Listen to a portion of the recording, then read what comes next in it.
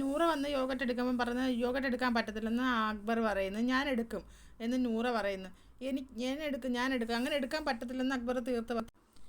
ആര്യനും അക്ബറും കൂടെ നൂറയെ എതിർക്കുവാണ്. അതെടുക്കാൻ പറ്റത്തില്ല, അത് എല്ലാവർക്കും കൂടെ ഉള്ള സാധനമാണ്. ഇവിടെ ആരും എടുത്തിട്ടില്ലേ എന്ന് നൂറ എടുത്തെടുത്ത് ചോദിക്കുന്നു. അപ്പം നെവിന് അത് കേട്ടിട്ട് പറഞ്ഞാൽ എനിക്കറിയത്തില്ലെന്ന്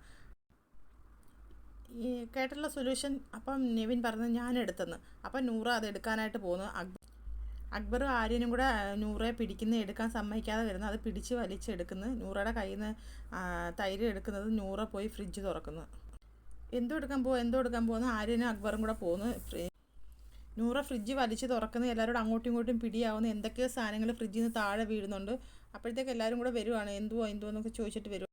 നെവിൻ വന്നിട്ട് പറഞ്ഞു, എക്സ്ക്യൂസ് മീ, ഇന്നലെ പാലെടുത്തപ്പോൾ ഇതൊന്നും കണ്ടില്ലല്ലോ.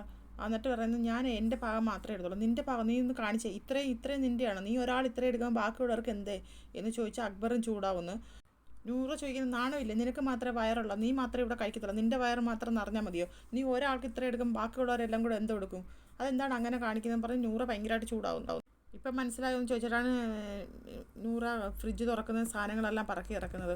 എന്നിട്ട് അവർ നൂറയുടെ കയ്യെ പിടിച്ച് വലിച്ച് കൈ വിടെന്ന് പറഞ്ഞിട്ട് നൂറ കുതറി മാറുന്നു. വീടങ്ങോട്ടെന്ന് പറഞ്ഞിട്ട് നൂറ ചൂടാകുകയാണ്. അവനെടുക്കാൻ പറ്റുമെങ്കിൽ എനിക്കും എടുക്കാൻ പറ്റും, ഒരാൾക്ക് കൂടുതലോ ഒരാൾക്ക് കുറച്ചോ അതെന്തുവാ, അതെവിടെ നടക്കും ഇങ്ങനെ. അക്ബർ പറയുന്നത് ഒരാളെടുത്ത്, പക്ഷേ ബാക്കിയുള്ളവർക്ക് ഈക്വലായിട്ട് കൊടുക്കണ്ടേ.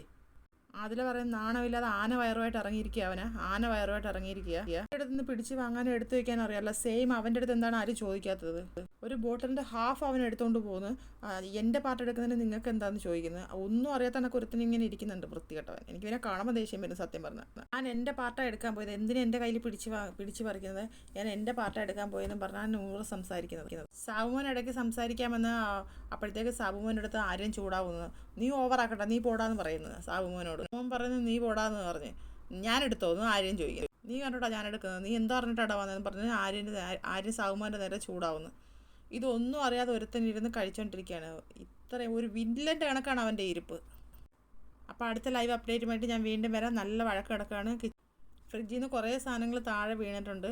അനീഷൊന്നും ഒന്നും മിണ്ടുന്നില്ല. അനീഷ് രാവിലെ ഇവരോട് കൂടി സംസാരം ഉണ്ടായിട്ടുണ്ട്. അത് ഞാൻ ആ വീഡിയോ ആയിട്ട് വീണ്ടും വരാം. അപ്പോൾ എല്ലാവരും ഒന്ന് സബ്സ്ക്രൈബ് ചെയ്യണേ, സപ്പോർട്ട് ചെയ്യണേ.